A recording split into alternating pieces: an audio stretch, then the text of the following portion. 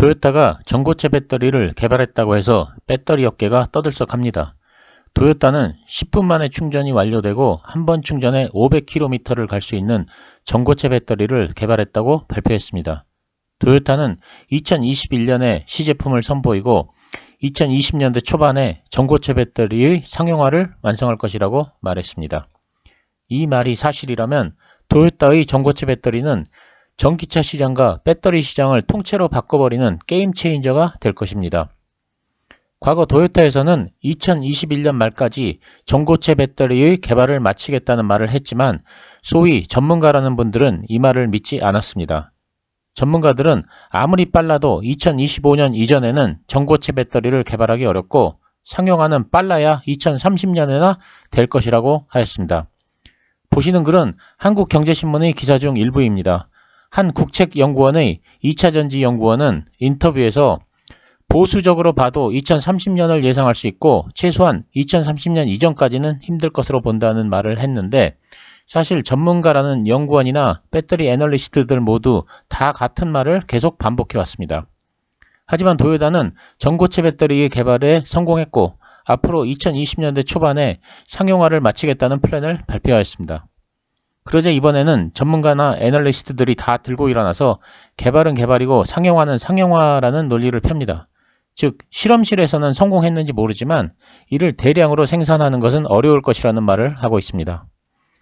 전문가는 두 부류로 나눌 수 있습니다. 첫째는 의사나 약사 같은 전문가 집단입니다. 이분들은 실험이나 임상을 근거로 사실에 기초하여 처방을 합니다. 그래서 저는 이분들의 처방을 신뢰합니다.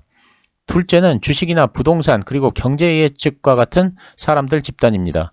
이분들은 어떤 사실을 얘기하는 것이 아니고 자신의 생각을 말합니다.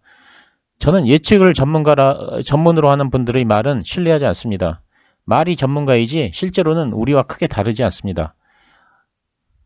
미래에는 아직 펼쳐지지 않은 변수가 너무 많아 예측이라는 것 자체가 정확할 수가 없습니다.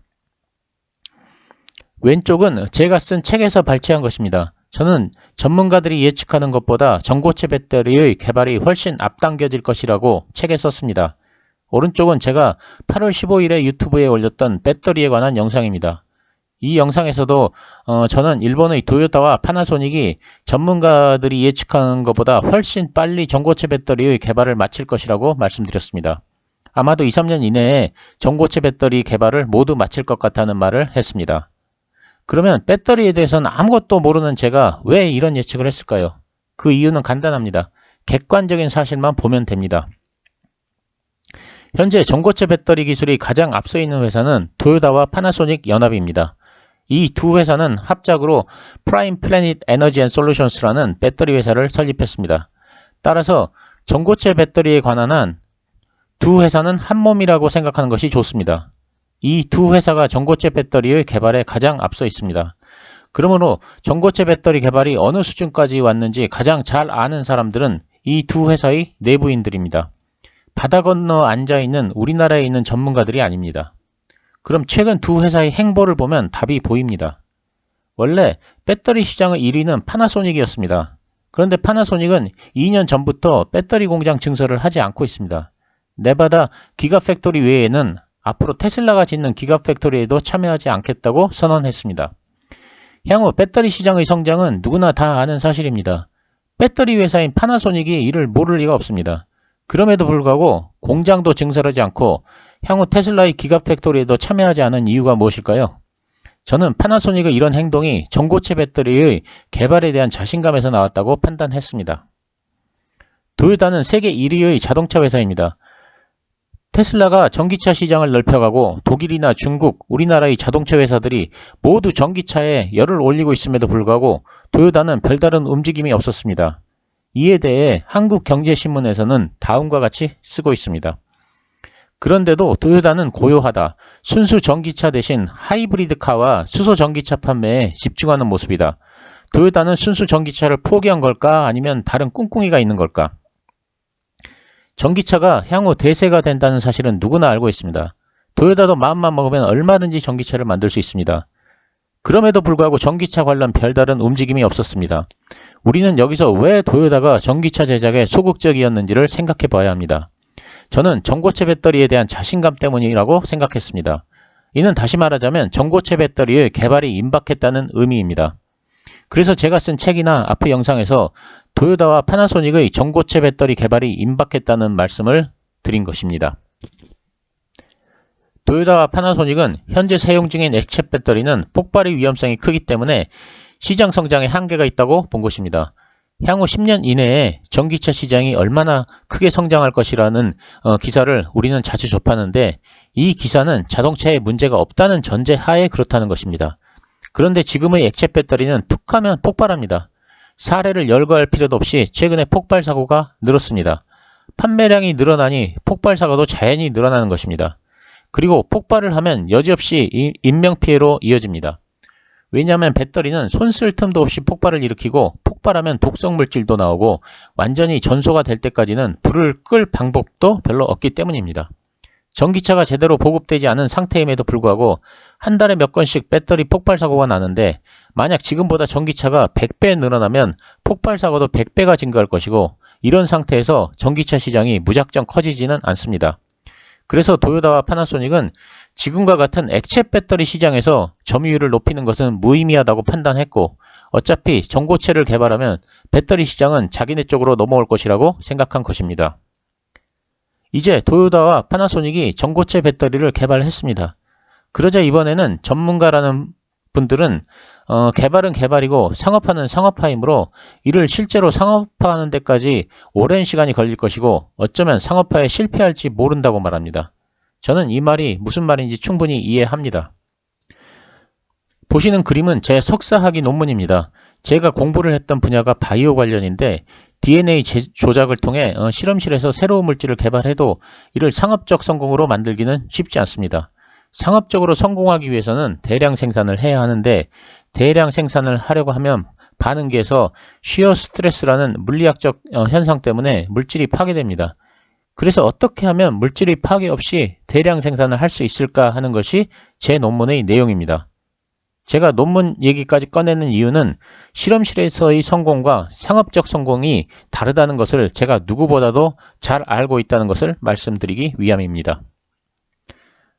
그럼에도 불구하고 상업화와 관련해서도 도요타와 파나소닉의 움직임을 보는 것이 가장 정확합니다. 전고체 배터리 관련하여 도요타와 파나소닉뿐 아니라 주위의 다른 업체들까지 최근 분주하게 움직이고 있습니다. 예를 들면 미쯔이 금속과 이데미츠 코산이 고체 전해질 소재 생산 확대에 나섰고, 스미토모 화학이 관련 부자재 개발에 나서고 있습니다. 그리고 일본 정부는 향후 모자랄 것으로 예상되는 리튬 확보에 적극적으로 나서고 있습니다. 이는 전고체 배터리의 상용화가 멀지 않았다는 신호입니다. 그럼 만약 도요타와 파나소닉의 예상대로 2020년대 초반, 즉 2022년경에 전고체 배터리를 본격 생산하게 되면 어떤 일이 벌어질까요? 저는 배터리의 패권은 무조건 도요타로 넘어간다고 생각합니다. 지금 보시는 것은 제가 8월 15일에 유튜브에 올린 영상입니다. 영상에서 테슬라의 유일한 위험은 배터리라고 말한 바 있습니다. 테슬라가 다른 이유로 무너질 염려는 별로 없지만 단 하나 위험 요인이 있다면 그건 배터리입니다. 만약 다른 자동차 회사가 전고체 배터리를 정착한 전기차를 시장에 내놓을 때 테슬라가 전고체 배터리를 확보하지 못해 계속 액체 배터리를 장착한다면 테슬라는 시장에서 소외될 것입니다.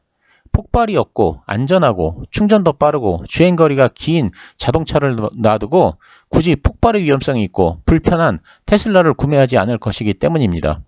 테슬라가 이 정도인데 다른 회사들은 말할 필요도 없습니다. 그럼 우리나라 배터리 회사들은 어떨까요?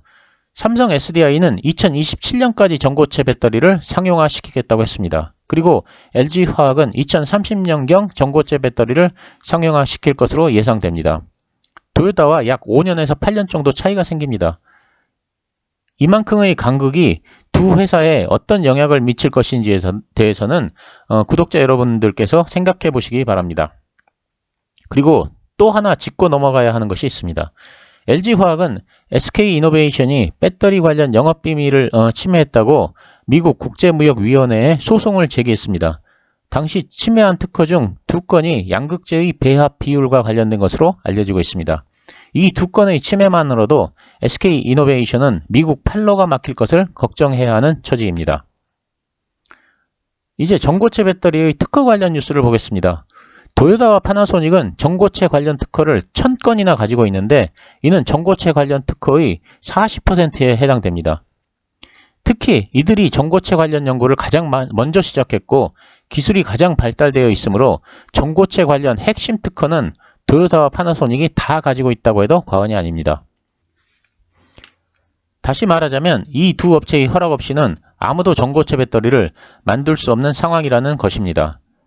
전고체 배터리 관련 연구를 하다 보면 중요한 길목마다 도요타가 다 특허를 걸어놔서 도저히 특허를 침해하지 않고는 전고체 배터리를 만들 방법이 없다고 합니다. 왼쪽은 현대의 수소전기차인 넥소이고 오른쪽은 도요타의 수소전기차인 미라이입니다.